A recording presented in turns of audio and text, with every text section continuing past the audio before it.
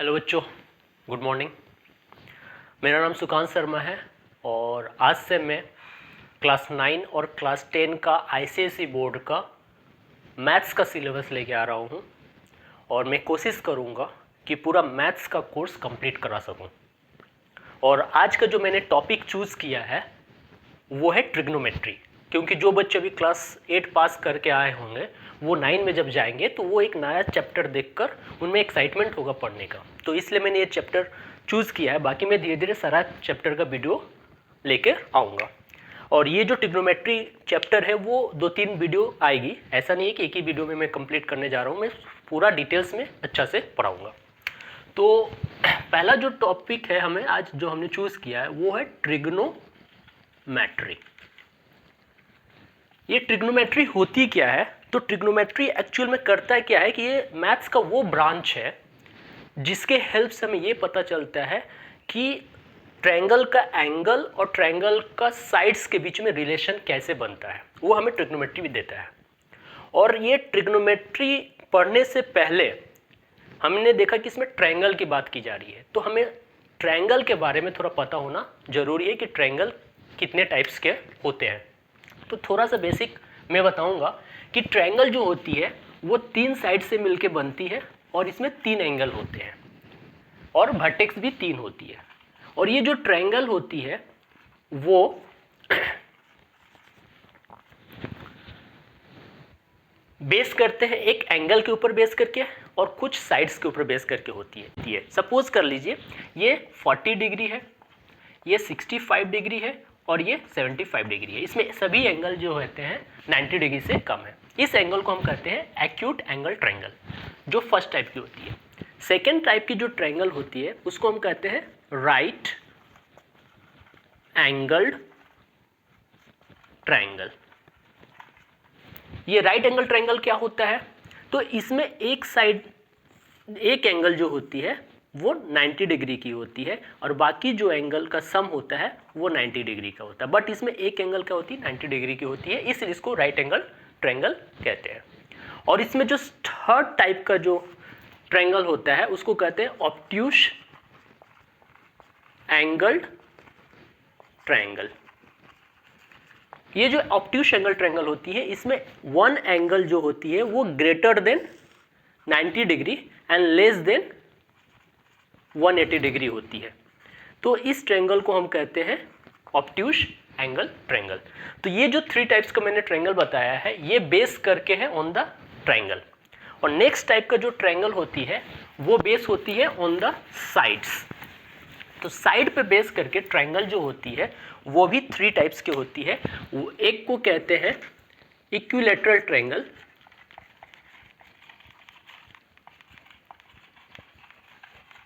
ये जो equilateral triangle होती है इसके सारे साइड्स और सारे एंगल मेरे इक्वल होते हैं। यदि ये मेरे 5 सेंटीमीटर का है तो ये भी 5 सेंटीमीटर का होगा और ये भी 5 सेंटीमीटर का होगा। इसको हम कहते हैं इक्विलैटरल ट्रायंगल। सेकेंड टाइप का जो ट्रायंगल होता है उसको कहते हैं आइसोसेलेस ट्रायंगल। आइसोसेलेस ट्रायंगल, इस ट्रायंगल की क्या खासियत है? इसमें कोई भी 2 साइड इक्वल होते हैं और इसको हम क्या कहते हैं आइसोसेलेस ट्रायंगल, जिसमें इसमें ये साइड और ये साइड इक्वल है। ये यदि ये है तो ये बी होगी, ठीक है। और इसका जो थर्ड ट्रायंगल होती है उसको कहते हैं एस्केलिन ट्रायंगल। क्या कहते हैं? एस्केलिन ट्रायंगल। इसमें सारे साइड्स डिफरेंट लेंथ के होते हैं, ठीक है। इसमें सारे साइड्स जो होते हैं वो डिफरेंट लेंथ के होते हैं, इसलिए इनको क्या कहते हैं? एस्केलिन ट्रायंगल कहते हैं। अब हमें जो फोकस करनी है, क्योंकि हम लोग ट्रिग्नोमेट्री पढ़ रहे हैं तो ट्रिग्नोमेट्री में हमें ट्रायंगल का कोई काम नहीं है। हम डिटेल्स में जब ट्रायंगल चैप्टर पढ़ेंगे तो उसमें और डिटेल्स में पढ़ेंगे, बट हमें ट्रिग्नोमेट्री पढ़ना है, इसलिए हमें मेन जो फोकस करना है वो हमें फोकस करना है राइट एंगल ट्रायंगल पे। किस पे फोकस करना हमें? वो फोकस करना है राइट एंगल ट्रायंगल। किस पे? Right angled triangle. इस पे हमें फोकस करना है क्योंकि इसी के ऊपर बेस करके हमें पूरा ट्रिग्नोमेट्री चैप्टर करेंगे। ये जो राइट एंगल ट्रायंगल है ये इस तरह का बनता है। ये ए वर्टेक्स, बी वर्टेक्स, सी वर्टेक्स। हमने जस्ट अभी पहले बताया था कि राइट एंगल ट्रायंगल में क्या होता है, एक एंगल जो होता है वो 90 डिग्री का होता है। और सिंस ये एक ट्रायंगल है तो इसमें 3 साइड होंगे, तो इसमें जो 90 डिग्री का एंगल बनता है उसका अपोजिट जो साइड्स होते हैं उसको हम कहते हैं हाइपोटेन्यूस। क्या कहते हैं? हाइपोटेन्यूस। इसमें एक साइड होता है परपेंडिकुलर और लास्ट जो थर्ड साइड होता है उसे हम कहते हैं बेस। तो परपेंडिकुलर, बेस और हाइपोटेन्यूस ये 3 साइड होते हैं। और इन तीनों साइड को रिलेट करने के लिए पाइथागोरस सर ने एक थ्योरम दिया था जो इन तीनों साइड को रिलेट करती है और उसे हम कहते हैं पाइथागोरस थ्योरम। Pythagoras theorem. ये क्या होता है? ये बोलते हैं कि हाइपोटेनस का square h square equal to perpendicular का square p square plus b का स्क्वायर। इससे हम कहते हैं पाइथागोरस थ्योरम। और ये हाइपोटेन्यूस, परपेंडिकुलर और बेस को रिलेट करता है। इस थ्योरम से ये फायदा होता है कि यदि मुझे परपेंडिकुलर पता हो, मुझे बेस पता हो, तो मैं हाइपोटेनस डिटरमाइन कर सकता हूं। और ऑपोजिट यदि मुझे हाइपोटेन्यूस पता है, बेस पता है, तो मैं परपेंडिकुलर भी निकाल सकता हूं इस फॉर्मूले से, h square minus B square.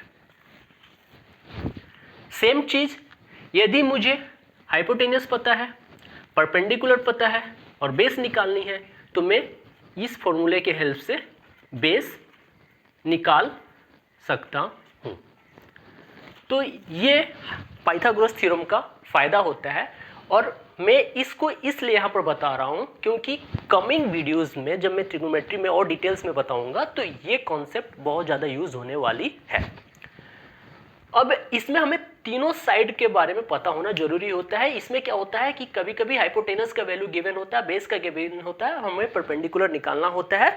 तो उससे हम कैसे निकालेंगे, एक दो मैं न्यूमेरिकल से बता देता हूँ, समझ में आ जाएगी।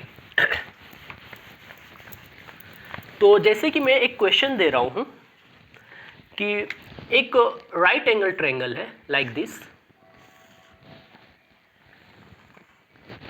ए बी सी, और 90 डिग्री जो बन रही है ये बी वर्टेक्स पे बन रही है।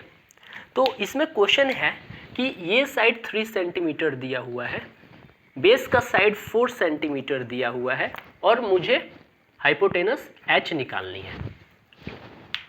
तो हम कैसे निकालेंगे? मुझे P पता है, B पता है और H निकालनी है।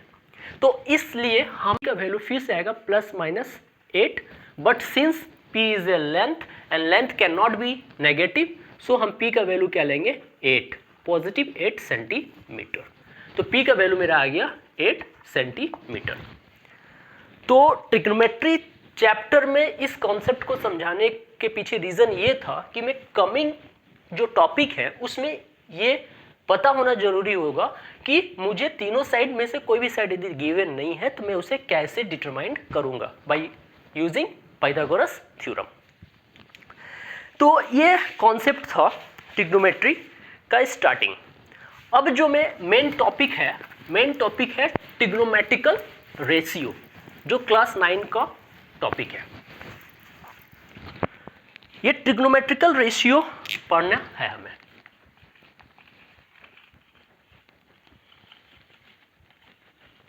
ट्रिग्नोमेट्रिकल रेशियो, तो ट्रिग्नोमेट्रिकल रेशियो में हमने बताया कि ये रेशियो है। रेशियो किसका है? तो मैं पहले ही बता चुका हूं कि ट्रिग्नोमेट्री क्या करती है, ट्रायंगल का एंगल को ट्रायंगल का साइड के साथ रिलेट करती है, और जिस पार्ट के द्वारा हम रिलेट करते हैं उसको कहते हैं ट्रिग्नोमेट्रिकल रेशियो। इसमें 6 रेशियो होती है, जिसमें से मेन 3 होती है, बाकी का जो 3 होती है वो जस्ट उसका रेसिप्रोकल होते हैं। तो पहले मैं एक डायग्राम बना दूं राइट एंगल ट्रायंगल, उसके बाद सारे रेशियो को मैं 1 बाय 1 बताता हूं। ये मेरा एक राइट एंगल ट्रायंगल है PQR। एंगल 90 डिग्री कहां बन रहा थी? ये साइड PQ और ये साइड QR। ये 90 डिग्री बना रहे हैं, परपेंडिकुलर है, इसलिए एंगल इस वर्टेक्स के ऊपर 90 डिग्री बनेगी। मैं पहले ही बता चुका हूं कि 90 डिग्री के सामने वाला जो साइड होता है वो होता है H। ठीक है, अब मैं थोड़ा देर पहले बताया था कि P और B इंटरचेंजेबल है, depends upon angle which are taking.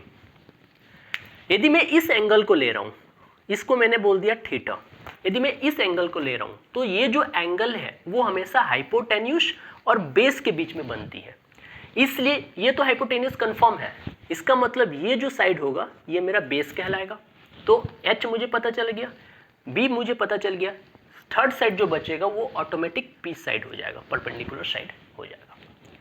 लेकिन इसी केस को मैं यदि दूसरा कर दूं, मैं एक और राइट एंगल ट्रायंगल बना रहा हूं, ये मेरा राइट एंगल ट्रायंगल है ABC, 90 डिग्री का एंगल यहां बन रही है, इसका मतलब इसका सामने वाला साइड मेरा H, दैट इज कंफर्म्ड। लेकिन यदि मैं इसको थीटा एंगल बोलूं, फर्स्ट केस में मैंने थीटा एंगल यहां लिया था, यदि मैं इसको थीटा एंगल बोलूं तो मेरा P और B चेंज हो जाएंगे। मुझे पता है कि थीटा जो होता है वो हमेशा हाइपोटेनस और बेस के बीच में बनती है, यानी ये यदि हाइपोटेनस है तो ये साइड मेरा बेस कहलाएगी और ये साइड मेरा परपेंडिकुलर कहलाएगी। इसलिए जब भी कोई क्वेश्चन आएगी ट्रिग्नोमेट्री में तो पहले हमें तीनों साइड को कंफर्म कर लेना होगा, जिसमें से H तो कंफर्म है बट P और B इंटरचेंजेबल है डिपेंडिंग अपॉन द थीटा। इस थीटा के लिए B ये हो जाएगा और इस थीटा के लिए B ये हो जाएगा। अब ये मैं इसलिए बता रहा था क्योंकि अब मुझे रिलेशनशिप बताना है, ट्रिग्नोमेट्रिकल रेशियो बताना है। तो मैं इस डायग्राम को रखता हूं, इसको मैं इरेज कर देता हूं। तो मुझे सब पता चल गया, P ये है, B ये है और H ये है। तो टोटल 6 ट्रिग्नोमेट्रिकल रेशियो होती है, जिसमें से फर्स्ट होता है sine theta. Sine and theta मतलब जो मैं ये एंगल ले रहा हूं, साइन थीटा। ये साइन थीटा किस किस साइड को रिलेट करती है, तो ये साइन थीटा परपेंडिकुलर और हाइपोटेनस को रिलेट करती है। इसलिए साइन थीटा का जो फॉर्मूला होता है वो होता है P अपॉन H।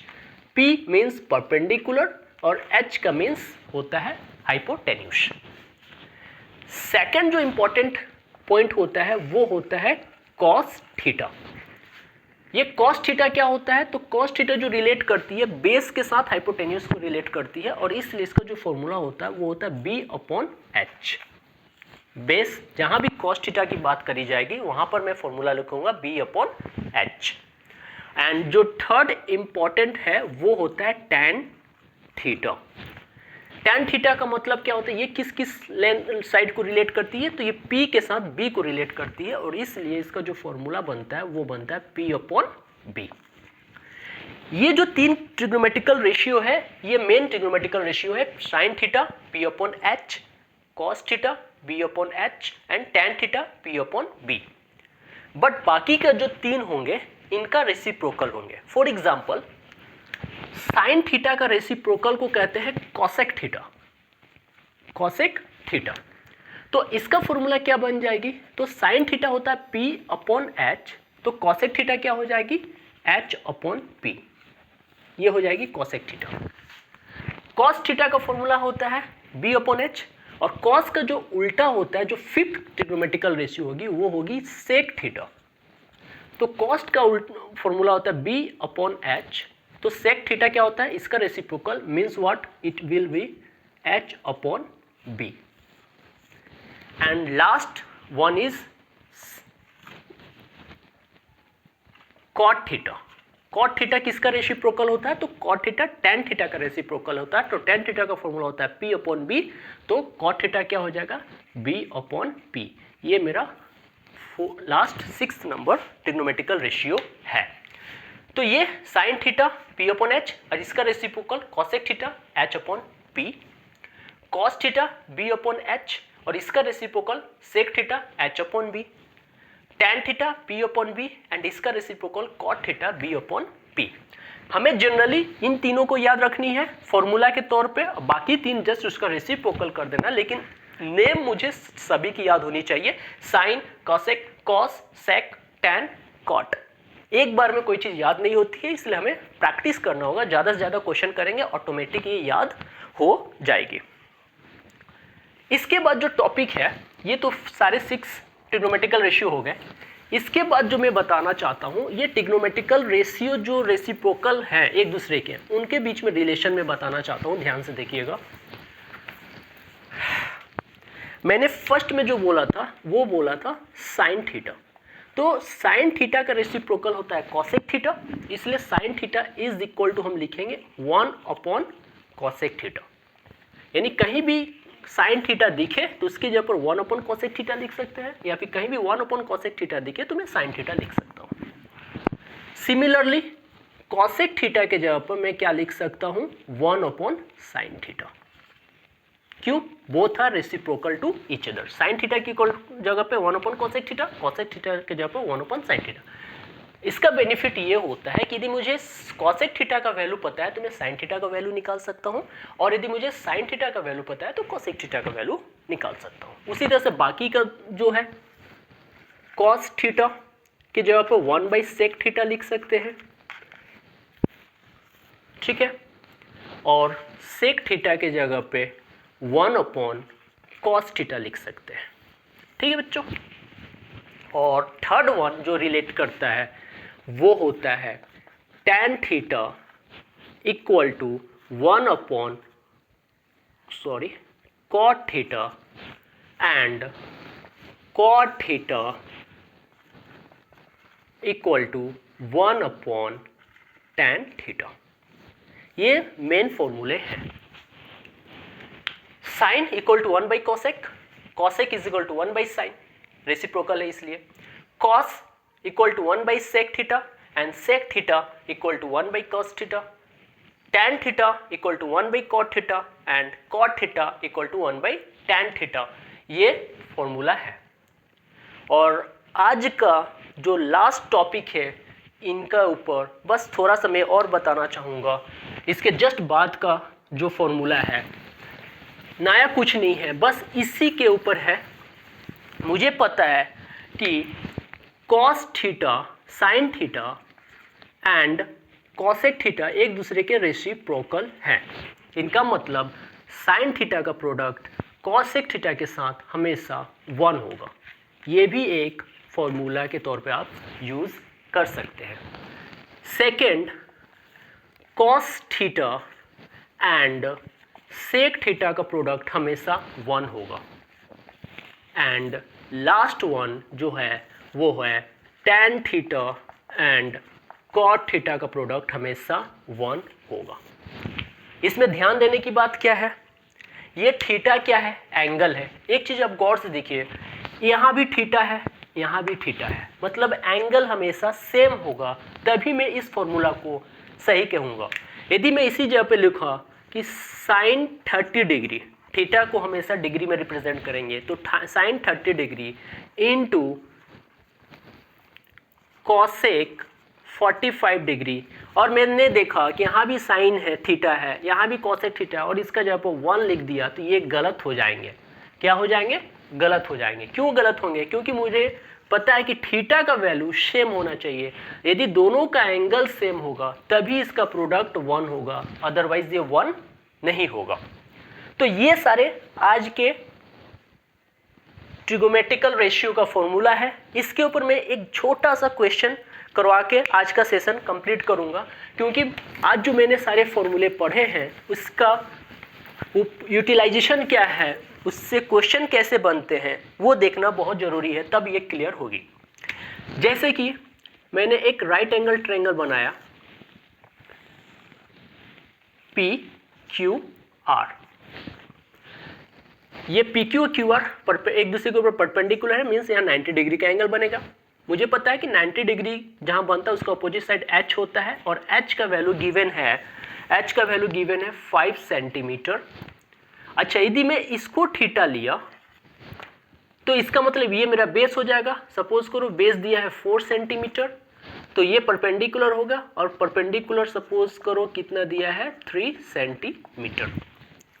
तो मुझे H का भी वैल्यू पता है, P का भी वैल्यू पता है, B का भी वैल्यू पता है। तो जब भी ट्रिग्नोमेट्रिकल रेशियो के बारे में पढ़ेंगे तो हमें हमेशा ध्यान रखना होगा कि मुझे ये तीनों डेटा पता होना चाहिए। अब यदि मैं यहाँ से क्वेश्चन निकालूँ साइन थीटा का वैल्यू कितनी होगी, तो साइन थीटा का वैल्यू होगी, साइन थीटा का फॉर्मूला याद रख कीजिए, साइन थीटा का फॉर्मूला होता है P upon H, perpendicular upon hypotenuse. तो परपेंडिकुलर का वैल्यू कितना है 3 एंड हाइपोटेन्यूस का वैल्यू कितना है 5। तो साइन थीटा का जो वैल्यू हो जाएगी वो क्या हो जाएगी 3 अपॉन 5, बहुत ईजी होगा। यदि मैं निकालना चाहूँ कॉस थीटा, तो कॉस थीटा का फॉर्मूला याद कीजिए, कॉस थीटा का फॉर्मूला होता है B अपॉन H। B का वैल्यू कितना है 4, H का वैल्यू कितना है 5, यहाँ पुट कर दीजिए 4 अपॉन 5। तो यहाँ से कॉस थीटा का वैल्यू कितना निकल जाएगा, कॉस थीटा का वैल्यू निकल जाएगा 4 अपॉन 5। सिमिलरली यदि हमें tan थीटा का वैल्यू निकालनी है तो tan थीटा का फॉर्मूला याद कीजिए, tan थीटा का फॉर्मूला होता है P upon B, perpendicular upon base. तो परपेंडिकुलर का वैल्यू कितना है 3, बेस का वैल्यू कितना है 4, तो इसका आंसर हो जाएगा 3 अपॉन 4, यानी tan थीटा का वैल्यू कितना हो गया 3 अपॉन 4। बचा बाकी का 3 कॉसेक थीटा। तो कॉसेक थीटा का फॉर्मूला क्या होता है यहाँ बता देता हूँ। कॉसेक थीटा का फॉर्मूला होता है P अपॉन H होता है, तो वो हो जाएगा H अपॉन P। H का वैल्यू है 5 और P का वैल्यू है 3। ये मेरा हो गया कॉसेक थीटा। सेक थीटा का वैल्यू निकालनी है तो सेक थीटा का फॉर्मूला होता है, कॉस थीटा का होता है B अपॉन H, तो सेक थीटा का हो जाएगा H अपॉन B। और इसका आंसर क्या हो जाएगा, H का वैल्यू है 5 और B का वैल्यू है 4। और लास्ट जो बच्चा वो है कॉट थीटा। तो कॉट थीटा का फॉर्मूला क्या है B अपॉन P, क्योंकि tan थीटा का होता है P अपॉन B, तो कॉट थीटा होता है B अपॉन P। B का वैल्यू कितना है 4 और P का वैल्यू कितना है 3। ये मेरा पूरा ट्रिग्नोमेट्रिकल रेशियो का कैलकुलेशन हो गया by the help of right angle triangle. तो होमवर्क के लिए एक मैं क्वेश्चन दे देता हूं, आप लोग जरूर ट्राई कीजिएगा और कोशिश कीजिएगा कि बनाएं।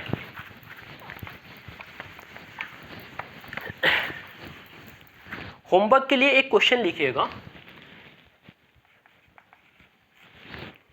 एक राइट एंगल ट्रायंगल है PQR, ये 90 डिग्री है। मैं यहाँ इंडिकेट नहीं करूँगा कौन H है, कौन P है और कौन B है, आपको इंडिकेट करना है। और इसमें डेटा जो गिवन है वो है यहाँ पर 17 सेंटीमीटर, ये 15 सेंटीमीटर और ये 8 सेंटीमीटर, ये डेटा गिवन है। और आपको फाइंड करना है, फाइंड, फर्स्ट क्वेश्चन है साइन थीटा, एंगल थीटा कौन सा लूँ, सपोज करो मैं थीटा में इसको ले लिया, तो मैं फाइंड करना है साइन थीटा। सेकेंड फाइंड करना है कॉस थीटा, थर्ड फाइंड करना है कॉसेक थीटा एंड लास्ट तुम्हें फाइंड करना है tan थीटा। तो ये आज के लिए होमवर्क है, बाकी आप पढ़ते रहिए, मैं कोशिश करूंगा अपना क्लास को कंटिन्यू करने के लिए। तब तक के लिए जय हिंद, जय भारत।